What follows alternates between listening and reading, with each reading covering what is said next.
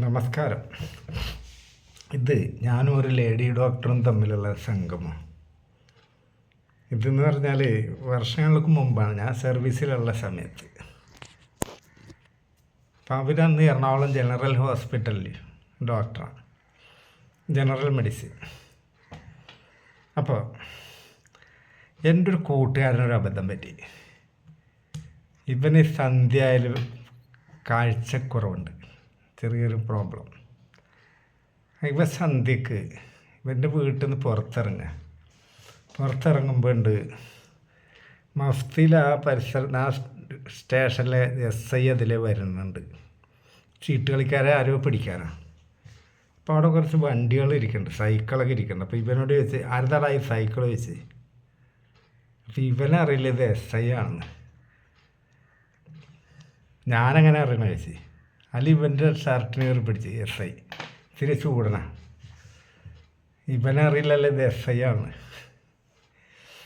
ഇവനെ കൊടുത്ത് ഇവനതിലും വലിയ ചൂടണ, SIയിലും ചൂടണ ഒട്ടിച്ച് SI അവിടുന്ന് എസ്കേപ്പായി, ഇവനും എസ്കേപ്പായി. അപ്പോൾ അപ്പുറത്തെ വീട്ടിലൊരു മീറ്റിംഗ് നടന്നുകൊണ്ട് നിൽക്കുന്നുണ്ട്. അപ്പോൾ വാർഡ് മെമ്പർ പെണ്ണ് വന്നിച്ച് ഇവനോട് പറഞ്ഞു, എടാ എന്ത് പണിയാണ് നീ കാണിച്ചത്, SIനാണ് നീ തല്ലിയതെന്ന് പറഞ്ഞു. നീ വേഗം പോയി അഡ്മിറ്റാകുക ഹോസ്പിറ്റലിൽ, അല്ലെങ്കിൽ നിന്നെ ഒന്ന് ശരിയാക്കുമായിരുന്നു പറഞ്ഞു. അങ്ങനെ ഇവൻ എറണാകുളം ജനറൽ ഹോസ്പിറ്റലിൽ പോയി അഡ്മിറ്റാകുക.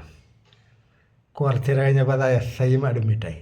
അപ്പോൾ ഇവൻ്റെ പേരിൽ എന്തൊക്കെയോ വലിയ വകുപ്പൊക്കെ ചുമത്തിയേക്കുന്നത്, കൃത്യനിർവഹണം തടസ്സപ്പെടുത്തി, ദേഹോദ്രവേൽപ്പിച്ച് എന്തൊക്കെയുണ്ട്.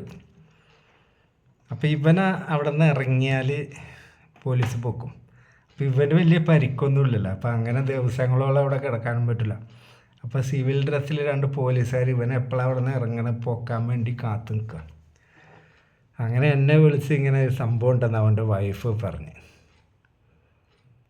അങ്ങനെയാണ് ഞാൻ ഈ ഹോസ്പിറ്റലിൽ എത്തുന്നത്. അപ്പോൾ ഈ ബന്ധം എന്ന് പറഞ്ഞാൽ ഫാദറിൻ്റെ അനിയൻ്റെ ഒരു റിലേറ്റീവാണ് ആ ഡോക്ടർ. അപ്പോൾ ഞാൻ ചെന്ന് ഒരു പരിചയമൊക്കെ പുതുക്കി. അപ്പോൾ അവർക്ക് എന്നെ അറിയും, എന്തെങ്കിലുമൊക്കെ ഫങ്ഷനൊക്കെ അങ്ങനെ കണ്ടുമുട്ടൊക്കെ ചെയ്യുമല്ലോ.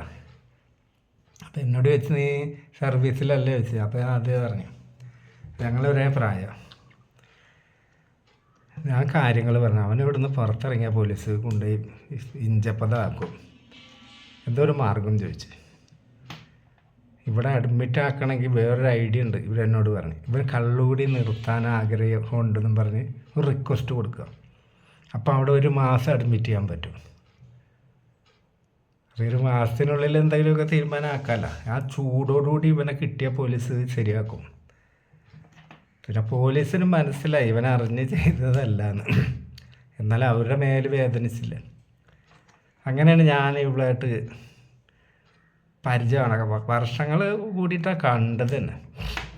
അങ്ങനെ കാര്യങ്ങളൊക്കെ പറഞ്ഞപ്പോൾ ഇവളെന്നോട് ചോദിച്ച്, ഏതായാലും വന്നാൽ ഒരു ഡ്രൈവർ എനിക്ക് സംഘടിപ്പിച്ച് തരും. അതാൾ 2 ദിവസത്തിന് തിരുവനന്തപുരം പോകാനാണ്. ഞാനൊരുത്തനെ ഏൽപ്പിച്ചിരുന്നു, അവന് സുഖമില്ല, അവന് ദൂരയാത്ര ചെയ്യാൻ പറ്റില്ല. അപ്പോൾ ഞാൻ ചോദിച്ച്, ഞാൻ മതി ചോദിച്ചു. മതി, നീ കളിയാക്കി പറയണ വെച്ച്. ഞാൻ പറയും ഇല്ല, ഞാൻ ലീവിലാണ്, ഇപ്പം നേരം പോലെ എൻ്റെ ഫ്രണ്ട്സൊക്കെ വരുമ്പോൾ വൈകുന്നേരമാകും, എല്ലാവരും പണിക്ക് പോകണമെന്നല്ല, അപ്പം ബോറടിക്കും. അപ്പോൾ ഏതായാലും നാടൊക്കെ എന്താണെന്നൊന്ന് കാണാമല്ലോ. ഞാനിപ്പോൾ തിരുവനന്തപുരം ഭാഗത്തൊക്കെ പോയിട്ട് കുറേ ആയിന്ന് പറയും. അത് നമുക്ക് വെളുപ്പിന് പോകാറ്. അപ്പോൾ അവൾക്ക് തിരുവനന്തപുരത്ത് ഈ ആരോഗ്യ വകുപ്പിൻ്റെ എന്തൊക്കെയോ ഒരു കടലാസുകൾ ശരിയാക്കണം, പിന്നെ എന്തൊക്കെയുണ്ട്. അങ്ങനെ ഞാനും ഇവളും കൂടി പോയി അവിടെ ചെന്ന് പോകുമ്പോൾ ഞങ്ങൾ നല്ല സൗഹൃദ സംഭാഷണം ഒക്കെ. അപ്പോൾ ഇവളോട് ഞാൻ ചോദിച്ചു, നിൻ്റെ ഹസ്ബൻഡോ? അതറിഞ്ഞില്ല ചോദിച്ചു. ഞാൻ ഡൈവോഴ്സ് ചെയ്യാം. അതെന്താ കാരണം ചോദിച്ചു. അവൻ ഭയങ്കര കുടിയനാണ്, പിന്നെ ആൾ ഡോക്ടറൊക്കെയാണ്, പക്ഷെ ഭയങ്കര മോശം ക്യാരക്ടറാണ്. എന്നെ ഒരു പ്രാവശ്യം അടിച്ചവൻ. അന്നത്തോണ്ട് ഞാൻ അവൻ്റെ സീറ്റ് കയറിയത്. ലീഗലി വേർപെട്ടെന്ന് പറയും, മക്കളില്ല. അപ്പം തന്നെ എൻ്റെ മനസ്സിൽ ലഡ്ഡു പൊട്ടി. പിന്നെ ഞാൻ ഈ സെക്ഷലായിട്ടുള്ള കാര്യങ്ങളും അപ്പോൾ ഇങ്ങനെയൊക്കെ പറഞ്ഞു തുടങ്ങിയപ്പോൾ എന്നോട് ചോദിച്ചു, നിനക്കൊക്കെ അവിടെ നല്ല ലാവിഷായിട്ട് കിട്ടുമെന്നൊക്കെ കേൾക്കുന്നുണ്ടല്ലോ. ഞാൻ അവളോട് ചോദിച്ചത്, നീ ഒരു ഡോക്ടറല്ലേ, നിനക്ക് തീരെ ലോകം വരുമല്ലേ, പട്ടാളക്കാർക്ക് പെണ്ണ് കൂട്ടി കൊടുക്കണ ആരാ അവിടെ ഉള്ളത്? അവിടെ പെണ്ണുങ്ങളെ കാണണ ചില സ്ഥലത്ത് പെണ്ണുങ്ങളെ ലീവിന് വരുമ്പോഴേ കാണുള്ളൂ. അല്ലാത്തവിടുത്തെ ഡ്യൂട്ടി സ്ഥലത്തൊന്നും പെണ്ണുങ്ങളെ തന്നെ കാണൂല. ഇങ്ങനെയൊക്കെ പറഞ്ഞ ഒരു കഷ്ടം ജീവിതം എന്നൊക്കെ പറഞ്ഞ് ഞങ്ങൾ അവിടെ പോയി രാവിലെ തന്നെ കുറച്ച് ഒഫീഷ്യൽ കാര്യങ്ങളൊക്കെ കഴിഞ്ഞിട്ട് അവൾ എന്നോട് പറഞ്ഞ് നമുക്ക് നാളെ പോവാം, നാളെ ഇവിടുന്ന് കടലാസൊക്കെ റെഡി ആവുള്ളൂ. അപ്പോൾ ഇവിടെ കുറച്ച് സ്ഥലങ്ങൾ കാണാനുണ്ട്, ശംഖുമുഖോ അതൊക്കെ ഒരു കടപ്പുറം കോവളത്തും പോകണം പറഞ്ഞു. അങ്ങനെ ഞങ്ങൾ നേരെ അവിടെ സൂ ഉണ്ട്, അത് കണ്ട് പിന്നെ ഈ കടപ്പുറത്ത് പോയി. അത് കഴിഞ്ഞ് ഞങ്ങൾ കോവളം പോയി റൂം എടുത്ത്.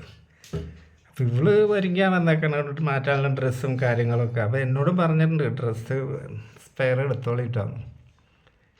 മുറിയിൽ കയറി ഇവള് കുളിച്ച് വന്നപ്പോൾ സാധാരണ പെണ്ണുങ്ങളോട് ചോദിച്ചിട്ടൊക്കെ അല്ലേ നമ്മൾ അവരെ കയറി ടച്ച് ചെയ്യാം. പക്ഷേ ഇതിൻ്റെ മുഖവും അതിൻ്റെ വിധേയത്വവും അതിൻ്റെ കണ്ണിലെ കത്തണ കാമവും. അവൾ കുളി കഴിഞ്ഞ് വന്നു. അപ്പോൾ ഞാനാണ് ആദ്യം കുളിച്ചത്. ഞാൻ അവളെ കെട്ടിപ്പിടിച്ച് അവിടെ കിസ് ചെയ്ത് ലിപ്പ് ലോക്ക് ചെയ്ത് കഴിഞ്ഞപ്പോൾ അവൾ ഇങ്ങോട്ടും നല്ല കോപ്പറേഷൻ. വേറൊരു കാര്യം പറയാം, ഡോക്ടറായിക്കോട്ടെ, കോളേജ് അധ്യാപിക ആയിക്കോട്ടെ, സാധാരണ പെണ്ണായിക്കോട്ടെ, ചില സ്ത്രീകൾക്ക് വികാരം കൂടുതലാണ്, അവരെളുപ്പം കിട്ടും. ഇതതിൽ പെട്ടാണ്. അതായത് എനിക്ക് മനസ്സിലായി, എൻ്റെ ഫേസ് റീഡിങ് മനസ്സിലായി. അതുകൊണ്ടാണ് ഞാൻ അങ്ങനെ അത്ര ധൈര്യത്തിന് ഒരു പെണ്ണിനോട് ഞാൻ അങ്ങനെ ചെയ്തിട്ടില്ല ചോദിക്കാണ്ട്. പക്ഷെ എനിക്ക് വെറും ധൈര്യം. ചില പെണ്ണുങ്ങൾക്ക് ഭയങ്കര കാമാസക്തി ആയിരിക്കും. ഒരു ദിവസം 3-4 പ്രാവശ്യമൊക്കെ സ്വയംഭോഗം ചെയ്യുന്ന സ്ത്രീകൾ എനിക്കറിയാം.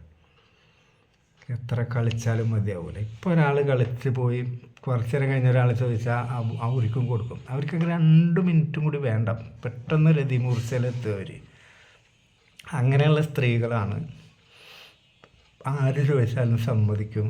അതൊക്കെ അവരുടെ ഒരു ശാരീരികമായിട്ടുള്ള മാനസികമായിട്ടുള്ള ഒരു ജനിതക പ്രത്യേകതയാണ്. അങ്ങനെയുള്ളവരാണ് ചീത്തപ്പേരൊക്കെ കേൾക്കുക. പക്ഷെ അവർക്ക് ചീത്തപ്പേരൊന്നും പ്രശ്നമല്ല, കാരണം അവർക്ക് അടങ്ങി നിൽക്കാൻ കഴിയില്ല. ഏതായാലും നേരം വെളുക്കണതിൻ്റെ ഉള്ളിൽ 3 എണ്ണം പാസ്സാക്കി അസലായിട്ട്.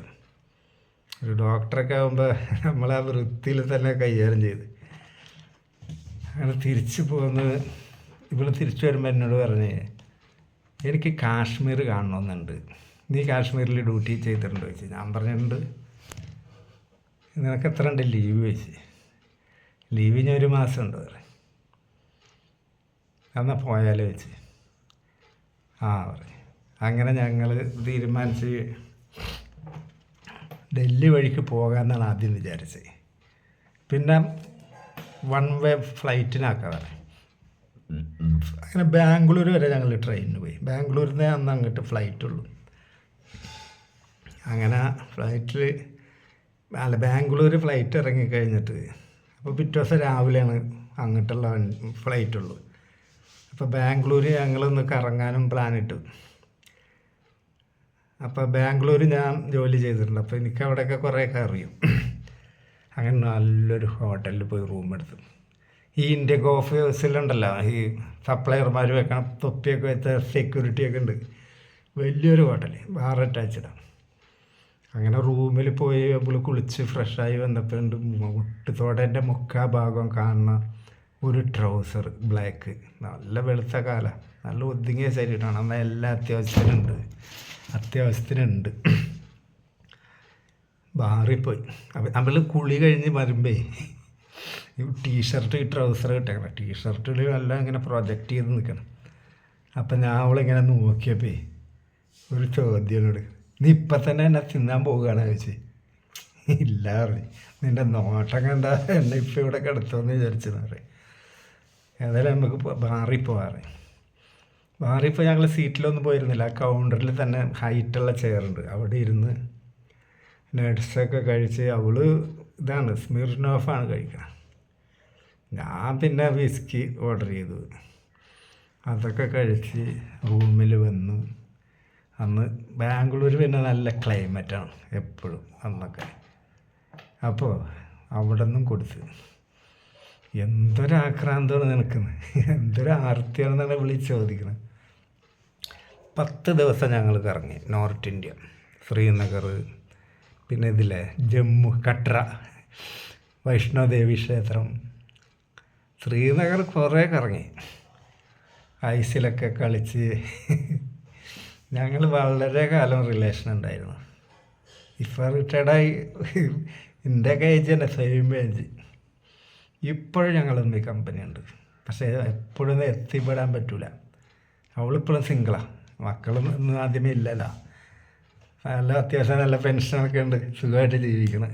ഇടയ്ക്ക് ഞാൻ പോയിട്ട് അനക്കി കൊടുക്കും. കാരണം നമ്മൾ ഇടയ്ക്ക് പോയി സിഗ്നേച്ചർ ഇട്ടിട്ടില്ലെങ്കിൽ അത് മോശമല്ലേ. നമ്മളാരും വെറുപ്പിച്ച് എൻ്റെ ലൈഫ് ഞാൻ കൊണ്ട് നടക്കില്ല. എല്ലാവരെയും ഞാൻ സ്നേഹിക്കും. അതാണ് എൻ്റെ പോളിസി. നമസ്കാരം.